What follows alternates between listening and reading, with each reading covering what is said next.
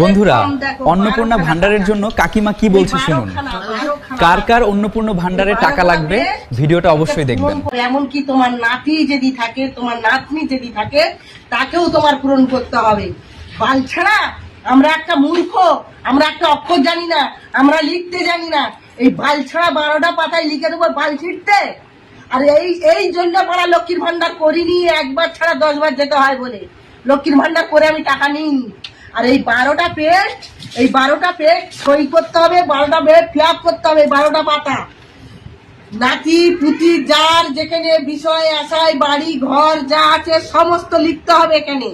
তোমার ব্যাংকেও যদি 50,000 টাকা থাকে সেটাও তোমাকে লিখতে হবে। তুমি আলু ভাতে ভাত খেয়েছো, তুমি শাক তুলে খেয়েছো, হয়তো 10,000 টাকা ব্যাংকে জমিয়ে রেখেছো, তাকেও তোমার লিখে দিতে হবে যে আমি ব্যাংকে আমার 10,000 আছে, আমার জমি আছে, আমার সেই আছে, আর আমি এই 12টা পাতা বাল ছিঁড়ে সই করবো। হ্যাঁ।